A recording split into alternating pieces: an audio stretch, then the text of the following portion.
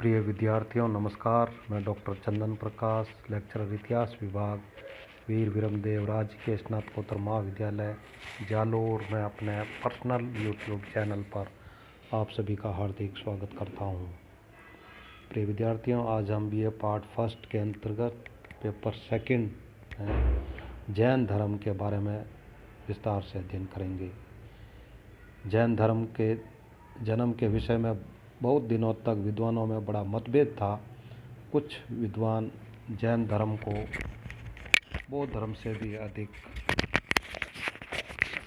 प्राचीन मानते थे, परंतु अन्य विद्वान इसे बौद्ध धर्म की एक शाखा मानते थे। परंतु अब यह बात निर्विवाद सिद्ध हो गई है कि जैन धर्म बौद्ध धर्म से कहीं अधिक प्राचीन है और इसका जन्म वैदिक काल में ही हुआ था। यद्यपि महावीर स्वामी जैन धर्म के जन्मदाता माने जाते हैं, परंतु जैनियों का कथन है कि महावीर स्वामी के पूर्व इनके 23 तीर्थंकर और हो चुके हैं। महावीर स्वामी जैन धर्म के संगठनकर्ता थे। जैन साहित्य और जैनाचार्यों के अनुसार महावीर स्वामी जैन धर्म के 24वें और अंतिम तीर्थंकर थे। अतः जैन धर्म 6ठी शताब्दी ईसा पूर्व की देन नहीं है। इसका इतिहास अत्यंत प्राचीन है। कुछ विद्वानों के अनुसार जैन धर्म पूर्व ऐतिहासिक था। इस कथन की पुष्टि में वह मोहनजोदड़ो से प्राप्त योगी की मूर्ति को प्रस्तुत करते हैं। हमारा प्राचीन साहित्य भी जैन धर्म की सुदीर्घ परंपरा को स्वीकार करता है। ऋग्वेद के केसी सूक्त में उल्लेखित ऋषियों का संबंध जैन मुनियों से स्थापित करते हैं। जैन तीर्थंकर। तीर्थंकर शब्द तीर्थ से बना है, जिसका अर्थ है मनुष्य को संसार सागर से पार उतारे। जैन धर्म के संस्थापक और जितेंद्रिय तथा ज्ञान प्राप्त महात्माओं को तीर्थंकर कहा गया है। जैन साहित्य के अनुसार जैन धर्म के 24 तीर्थंकर हुए हैं।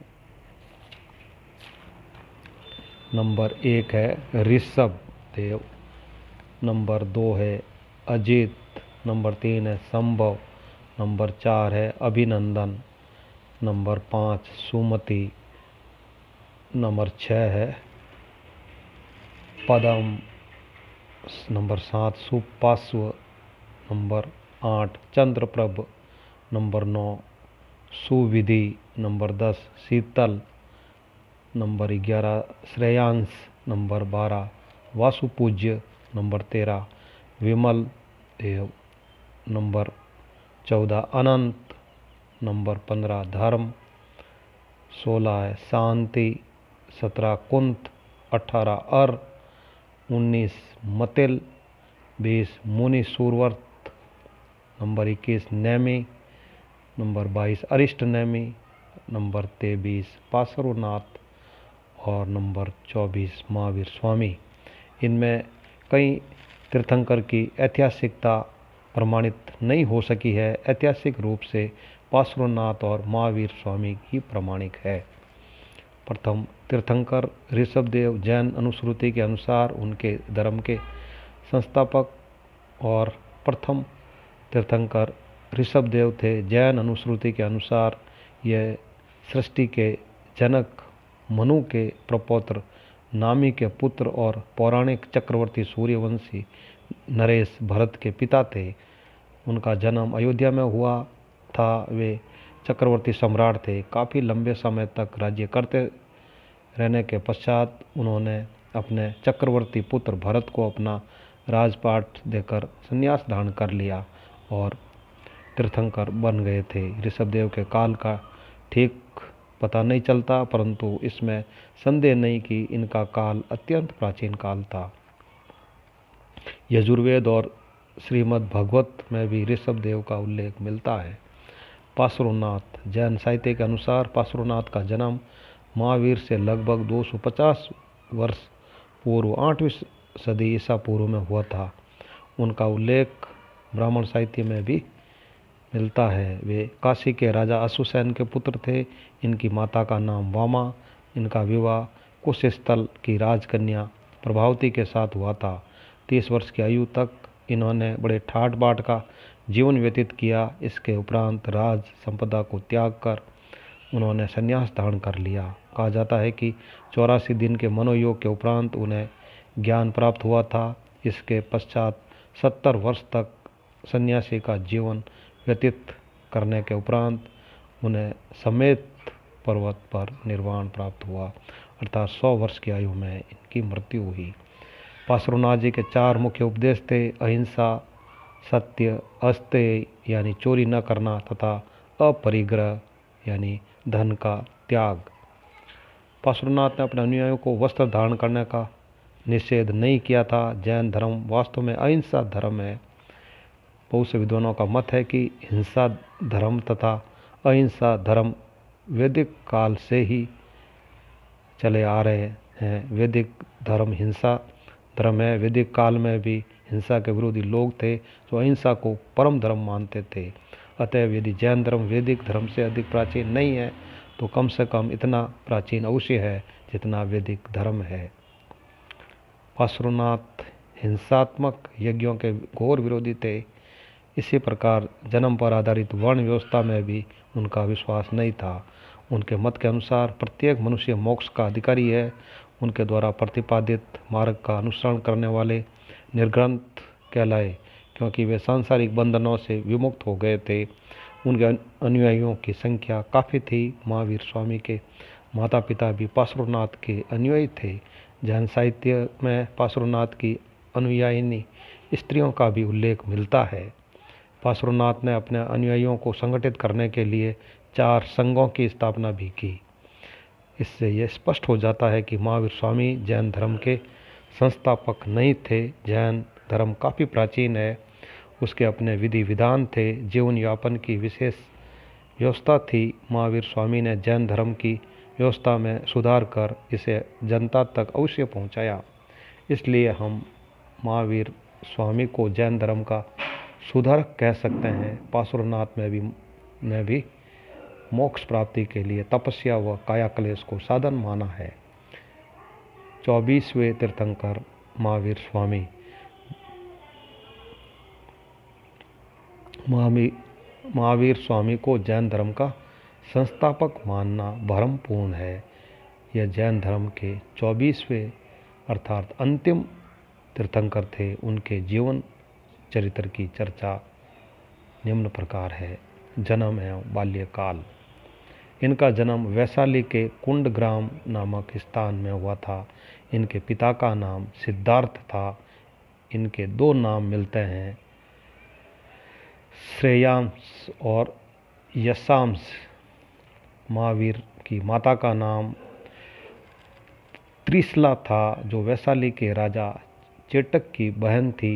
उनकी माता के लिए प्रियकारिणी और विदे दत्त नाम भी प्रयुक्त हुए हैं। सिद्धार्थ और त्रिशला की 3 संतानें हुई थी, 1 कन्या और 2 पुत्र। छोटे लड़के का नाम वर्धमान रखा गया। यही आगे चलकर महावीर के नाम से प्रसिद्ध हुआ। कालांतर में उनको वीर, अरहत, जिन और भगवत आदि नामों से भी संबोधित किया गया है। वर्धमान का बाल्यकाल राजकुमारों की भांति व्यतीत हुआ। छोटी आयु से उन्हें अच्छी शिक्षा मिलनी आरंभ हो गई और शीघ्र ही वह समस्त विद्याओं और शिल्पों में निपुण हो गए। विवाह एवं ग्रस्त जीवन। वर्धमान का विवाह यशोदा नामक राजकन्या के साथ संपन्न हुआ। उनके एक पुत्री हुई जिसका नाम अनुजा यानी प्रियदर्शना रखा गया, जिसका विवाह जमाल नामक क्षत्रिय से हुआ। 30 वर्ष की आयु तक वर्धमान ग्रस्त जीवन व्यतीत करते रहे और 30 वर्ष की आयु में अपने पिता के स्वर्गवास के पश्चात उन्होंने भिक्षु बनने का दृढ़ निश्चय कर लिया। ज्ञान की खोज। 30 वर्ष तक वर्धमान ने सांसारिक जीवन अवश्य व्यतीत किया था, परंतु उनकी प्रवृत्ति श्रेय मार्ग की ओर उन्मुख होना चाहती थी। यही कारण था कि उन्होंने अपने बड़े भाई नंदीवर्धन और अन्य संबंधियों से अनुमति प्राप्त कर ग्रह का परित्याग कर दिया और ज्ञान की खोज में चल पड़े। महावीर और उनके परिवार के अन्य सदस्य पहले ही पार्श्वनाथ के जैन धर्म के अनुयायी थे, अतः स्वाभाविक रूप से महावीर जैन भिक्षु बन गए। उन्होंने जैन भिक्षुओं के समान दाढ़ी, मूछ और सिर के बाल मुंडवा लिए और तपोमय जीवन व्यतीत करने लगे। भिक्षु महावीर ने 1 वर्ष और 1 मास तक वस्त्र धारण नहीं किए और घोर तपस्या की, परंतु उन्हें अपने लक्ष्य को प्राप्त करने में सफलता नहीं मिली। असंतुष्ट होकर उन्होंने पार्श्वनाथ के संप्रदाय को छोड़ दिया और अकेले ही तपस्या करने लगे। 12 वर्ष तक वे अपने शरीर की पूर्णतः उपेक्षा कर सब प्रकार के कष्ट सहते रहे। उन्होंने संसार के समस्त बंधनों का उच्छेद कर दिया। संसार से वे सर्वथा निर्लिप्त हो गए। अंत में जम्बीय ग्राम यानी जम्बिका के समीप उज्जुवालिया यानी ऋजुपालिका सरिता के तट पर महावीर को केवल्य यानी ज्ञान प्राप्त हुआ। तभी उन्हें केवलेन की उपाधि मिली। अपनी इंद्रियों को जीत लेने के कारण वे जिन कहलाए। तपस्या के समय अपूर्व साहस दिखलाने के कारण वे महावीर के नाम से पुकारे जाने लगे। उन्होंने समस्त सांसारिक बंधनों को तोड़ दिया था, इसलिए वे निर्ग्रंथ भी कहलाए। वे 24वें तीर्थंकर स्वीकार किए गए। आजकल उनके अनुयायी जैन कहलाते हैं। महावीर का धर्म प्रचार।